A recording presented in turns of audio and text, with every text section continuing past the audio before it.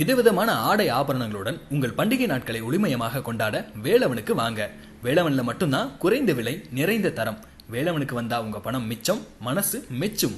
தமிழகத்தில் 17 கல்வி நிறுவனங்களை கொண்டு கல்வி சேவையில் 50 ஆண்டு காலம் சிறந்து விளங்கும் முகமது சதக் கல்வி குழுமம். பிக் பாஸ் வீட்ல இருந்து லாஸ்ட் வீக் பிரதீப்க்கு உரிமை குரல் எழுப்பி அத்தனை பேருமே ரெட் கார்டு கொடுத்து அவரை வெளியே அனுப்பிட்டாங்க இல்லையா. இந்த விவகாரம் அப்படிங்கிறது இப்ப வரைக்குமே சோசியல் மீடியா பக்கத்துல ஒரு டிபேட்டாவே போய்கிட்டு இருக்கு. அது போக பிரதீப் தப்பு பண்ணல அப்படின்னு சில ப்ரூஃப்ஸ் எல்லாமே நம்மளுக்கு கிடைச்சிருக்கு.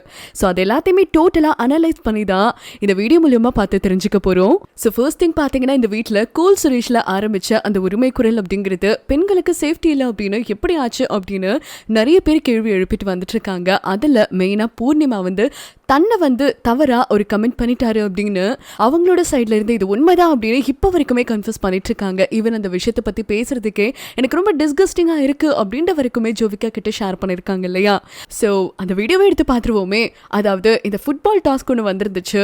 மணி அண்ட் விஷ்ணு இவங்க 2 பேருமே ஃபுட்பாலை காலால மட்டுமே எட்டி உதச்சு அவங்க கோல் போடணும் அப்படின்னு சொல்லியிருந்தாங்க பிக் பாஸ் சைட்ல இருந்து. அண்ட் அப்ப பூர்ணிமாவோட கேப்டன்சில தான் இந்த கேம் எல்லாமே நடைபெற்று இருந்துச்சு. அந்த சமயத்துல மணி அண்ட் விஷ்ணு இவங்க 2 பேருமே பாலை எட்டி உதச்சு இருக்கும்போது ஒரு இடத்துல விஷ்ணுவோட சைட்ல லாக் ஆயிடுச்சு.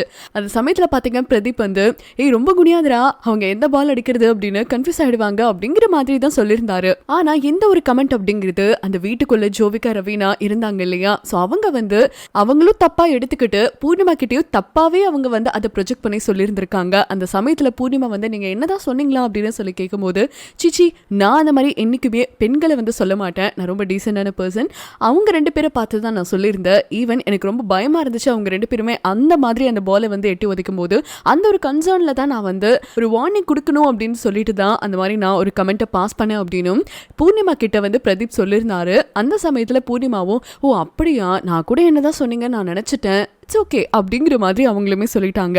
அந்த சமயத்திலே அவங்களுக்கு ஒரு கிளாரிட்டி கிடைச்சிருந்தது. ஆனா இப்போ என்ன சொல்றாங்கன்னு பாத்தீங்கன்னா, அப்படியே பிளேட்டை திருப்பி போட்டாங்க. அவர் என்ன பார்த்துதான் அந்த கமெண்ட்டை பாஸ் பண்ணாரோ அப்படின்ற லெவலுக்கு கன்ஃபஸ் பண்ணிட்டு இருக்காங்க. ஈவன் இந்த ஒரு பிக் பாஸ் ஷோ இப்போ பார்க்கும்போது ஒரு திருஷ்யம் ஃபிலிம் பார்க்குற மாதிரி இருக்கு. ஏன்னா இல்லாத ஒரு விஷயத்த தவறாவே இவங்க புரிஞ்சுக்கிட்டு அது தவறுதான் அப்படின்னு பிரதீப்பை ரொம்ப தப்பான ஆளு அப்படிங்கிற மாதிரி ப்ரொஜெக்ட் பண்ணிட்டு இருக்காங்க. அண்ட் இப்போ வரைக்குமே மற்ற ஹவுஸ்மேட்ஸையுமே அவங்க நம்ப வச்சுட்டு இருக்காங்க.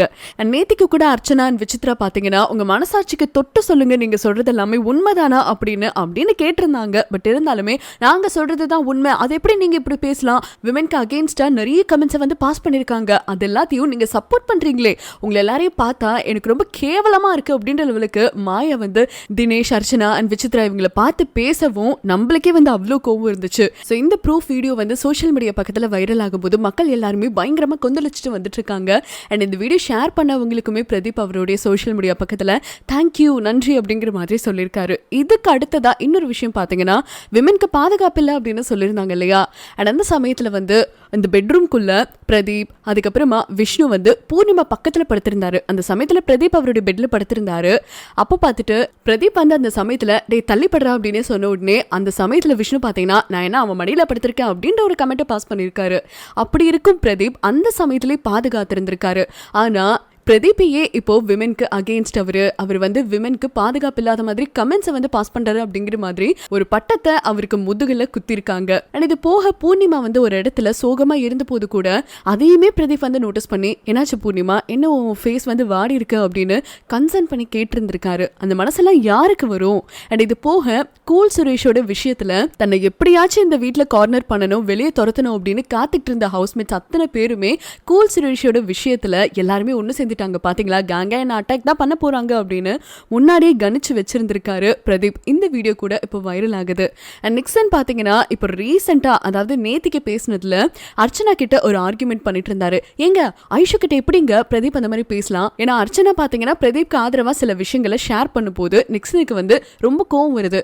ஐஷு மென்டலி பாதிக்கப்பட்டிருந்தா, அவன் ஐஷுவை பார்த்து அப்படி ஒரு கமெண்ட்டை பாஸ் பண்ணிருக்கான்.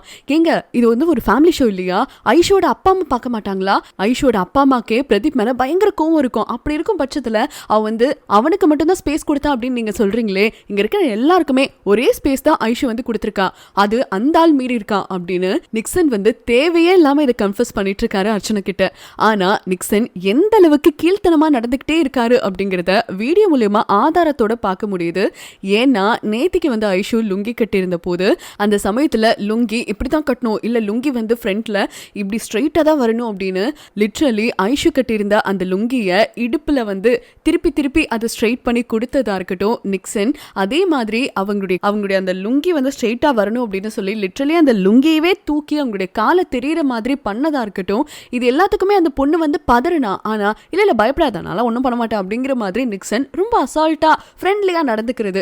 இதே ஒரு விஷயம் பிரதீப் பண்ணியிருந்தா இவங்க சும்மா இருந்திருப்பாங்களா? அதே மாதிரி மணி பாத்தீங்கன்னா அந்த யூரின் விஷயத்தை பத்தி எடுத்து பேசினார் இல்லையா, இதை பத்தி நேத்திக்கு கூல் சுரேஷ் அண்ட் விசித்ரா இவங்க 2 பேருமே உட்காந்து பேசிட்டே இருக்கும் பொழுது அப்போ விசித்ரா மேம் சொல்லியிருந்தாங்க பாத்ரூம்ல தாப்பாலே இல்ல, அப்படி இருக்கும்போது திறந்துட்டு போகாம வேற என்ன பண்ணுவாரு அப்படின்னு விசித்ரா அந்த இடத்துல உண்மையை போட்டு உடைச்சிருக்காங்க.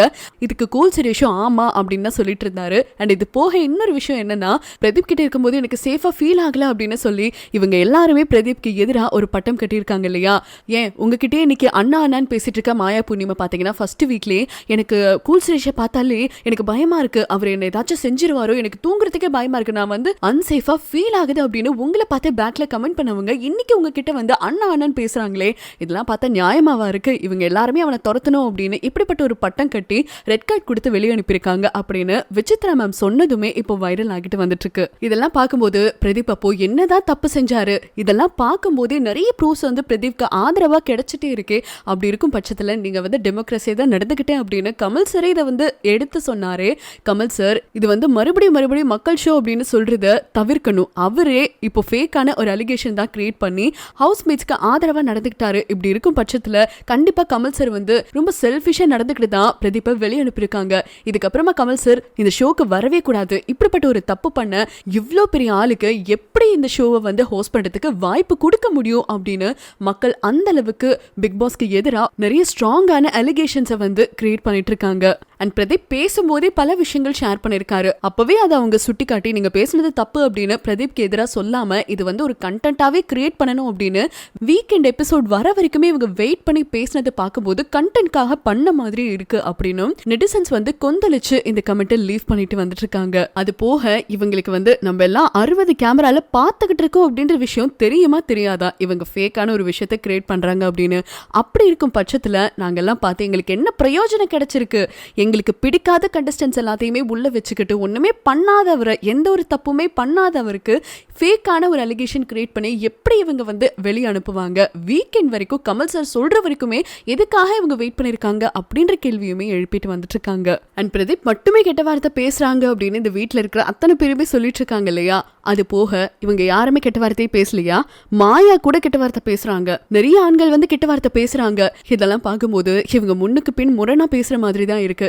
ஏன்னா வீக்கெண்ட்ல பாத்தீங்கன்னா எல்லாருமே கிட்டத்தட்ட 90% ஆஃப் த மெஜாரிட்டி பாத்தீங்கன்னா இந்த உரிமை குரல் அப்படிங்கிறது எழுப்பியிருந்தாங்க. அதுவும் விமென்க்கு சேஃப் இல்ல அப்படிங்கிற மாதிரி எல்லாருமே ஓகே இது ஒரு பாயிண்ட் எல்லாருமே எடுத்து சொல்லுவோம் அப்படின்னு சொல்லி விக்ரம், நிக்சன், விஷ்ணு, மாயா, ஐஷு, பூர்ணிமா, அக்ஷயா முதற்கொண்டு எல்லாருமே எங்களுக்கு சேஃப் இல்ல அப்படிங்கிற மாதிரி ஒரு கமெண்ட் பாஸ் பண்ணிருந்தாங்க. ஆனா நேத்திக்கு பாத்தீங்கன்னா ஜோவிகா கொஞ்சம் ஸ்கோர் பண்ணணும் அப்படின்னு சொல்லி நான் வந்து சேஃப் இல்லன்னு சொல்ல மாட்டேன், என்கிட்ட அவர் அப்படி நடந்துக்கல, அக்ஷயா ஒரு பக்கம் என்கிட்டயுமே அவர் அப்படி நடந்துக்கல, நான் வந்து சுரேஷ்காக தான் தூக்குனேன், சுரேஷ் வந்து கெட்ட வார்த்தையில பேசினாரு, சுரேஷோட அம்மாவை பத்தி அப்படி பேசியிருந்தாரு, அந்த ஒரு காரணத்துக்காக தான் நான் கை தூக்குனேன் அப்படின்னு இன்னைக்கு பிளேட்டை மாத்துறாங்க. இது போக அக்ஷயாவும் ஜோவிகாவும் இப்படி பேசிட்டு இருந்தாங்க இல்லையா, எங்களுக்கு அந்த மாதிரி ஒரு ஃபீல் வந்து அவர் கொடுத்தது கிடையாது அப்படிங்கிற மாதிரி அப்பவுமே மாயா அண்ட் பூர்ணிமா கன்ஃபஸ் பண்ணிட்டு இருக்காங்க. இல்ல நீ வந்து நோட்டீஸ் பண்ணிருக்க மாட்டேன் அப்படிங்கிற மாதிரி ஒரு விஷயத்த அவங்களுக்கிட்டேயே மேனிபுலேட் பண்ண பாக்குறாங்க. மேனிபுலேஷன்லாம் பயங்கரமா நடக்குது, அதை வந்து பார்த்து புரிஞ்சிக்கவே முடியுது. இது போக நிக்சன் நேத்திக்கு பண்ண விஷயத்தையுமே அந்த வீடியோ வந்து ஷேர் பண்ணி இதெல்லாம் பார்க்கும்போது ஐஷோட வீட்டில் கேட்க மாட்டாங்களா? பேரண்ட்ஸ் கண்டிப்பா வந்து சப்போர்ட்டே பண்ண மாட்டாங்க, நிக்சனுக்கு கண்டிப்பா இருக்கு. அண்ட் இந்த வாரம் வந்து பூர்ணிமா அண்ட் ஐஷு வந்து எலிமினேஷன் ப்ராசஸ்க்கு நாமினேட் ஆகியிருக்காங்க. கண்டிப்பா டபுள் எவிக்ஷன் நடக்கணும், அவங்க 2 பேருமே வெளியே போகணும், ஒருத்தர் போனா கூட எங்களுக்கு அவ்வளோ கோவம் வரும் அப்படிங்கிற மாதிரியுமே ஒரு விஷயத்தை கிரியேட் பண்ணி மக்கள் எல்லாருமே சோஷியல் மீடியா பக்கத்தில் ஷேர் பண்ணிட்டு இருக்காங்க. அண்ட் இது மட்டும் கிடையாது, என்னதான் விசித்ரா மேம் பிரதீப் பண்ணது வந்து தப்புதான் அப்படின்னு சொல்லியிருந்தாலும் அவருக்கு நெக்ஸ்ட் சான்ஸ் கொடுத்துருந்துருக்கலாம் அப்படின்னு தான் சப்போர்ட் பண்ணி பேசிட்டு இருக்காங்க. ஏன்னா ஒருத்தருடைய வாழ்க்கையே நீங்க வந்து அழிச்சிட்டீங்களே, கூல் சுரேஷ்ல ஆரம்பிச்ச பிரச்சனை எப்படி விமென்க்கு சேஃப்டி இல்லைன்ற பிரச்சனை மாதிரி மாறிச்சு அப்படின்னும், உங்களுக்கு நடந்த விஷயத்த அப்பப்ப நீங்க வந்து சால்வ் பண்ணாம வீக்கெண்ட் எபிசோட், அதுவும் இவ்வளோ அலிகேஷன்ஸ் வந்ததுக்கு அப்புறமா விமன் எல்லாருமே சேர்ந்து, அதுவும் ஆடியன்ஸ் கிட்ட இருந்து வர அந்த கிளாப்ஸை வச்சு அவர் வந்து சீரியஸா எடுத்துக்கிட்டாரோ இல்லையோ, இந்த வீட்டில் இருக்கிற அத்தனை பேருமே சீரியஸா எடுத்துக்கிட்டு ஓஹோ இவர் தான் ஸ்ட்ராங் கண்டஸ்டன்ட் போல அப்படின்னு சொல்லி அவரை வெளியே அனுப்பணும் அப்படின்னு எல்லாருமே சேர்ந்து ஒரு கண்டென்ட் தானே கிரியேட் பண்ணிருக்கீங்க அப்படின்னு விசித்ரா மேம் கேட்டிருக்காங்க. நான் சொன்னதுல ஏதாவது தப்பு இருந்துச்சு அப்படின்னா இந்த வீக்கெண்ட்ல கமல் சார் இதை பத்தி என்கிட்ட பேசியே ஆகணும், நான் சொல்றது தவறு அப்படின்னா அவர் என்கிட்ட சொல்லணும், அப்படி இல்லைன்னா அதுவும் மெயினா மக்கள் சொல்லட்டும் அப்படின்னு விசித்ரா ஒரு நியாயம் கூட கேட்டிருந்திருக்காங்க. அப்போ தெரியும் உங்களுக்கு அப்படின்னு அவங்க மென்ஷன் பண்ணிருக்காங்க. சோ இந்த மாதிரி விஷயங்கள் எல்லாமே தான் சோஷியல் மீடியா பக்கம் ஷேர் ஆகிட்டு இருக்கு. ப்ரூஃபா நிறைய வீடியோ வந்து பிரதீப்க்கு ஆதரவா ஷேர் பண்ணிட்டு இருக்காங்க. மக்கள் மட்டும் கிடையாது, ஈவன் எக்ஸ் பிக் பாஸ் கண்டஸ்டன்ஸா இருக்கட்டும் எல்லாருமே ரியாக்ட் பண்ணிட்டு இருக்காங்க. முக்கியமா அமீர்கே ஐஷு பண்ற விஷயம் பிடிக்கல போல, அதையுமே அவர் சோஷியல் மீடியா பக்கத்துல ரியாக்ட் பண்ணிட்டு இருக்காரு. இந்த வீடியோ எல்லாம் பார்க்கும்போது கண்டிப்பா உங்களுக்கு ஒரு விஷயம் கிளாரிஃபை ஆகும். சோ நீங்க என்ன நினைக்கிறீங்க அப்படிங்கறத பத்தி கமெண்ட் மூலமா ஷேர் பண்ணுங்க. தொடர்ந்து அப்டேட்ஸ்க்கு இந்தியா கிளட்ஸோட நினைச்சிருங்க. விதவிதமான ஆடை ஆபரணங்களுடன் உங்கள் பண்டிகை நாட்களை ஒளிமயமாக கொண்டாட வேலவனுக்கு வாங்க. வேலவன்ல மட்டும்தான் குறைந்த விலை நிறைந்த தரம். வேலவனுக்கு வந்தா உங்க பணம் மிச்சம், மனசு மெச்சும். தமிழகத்தில் 17 கல்வி நிறுவனங்களை கொண்டு கல்வி சேவையில் 50 ஆண்டு காலம் சிறந்து விளங்கும் முகமது சதக் கல்வி குழுமம்.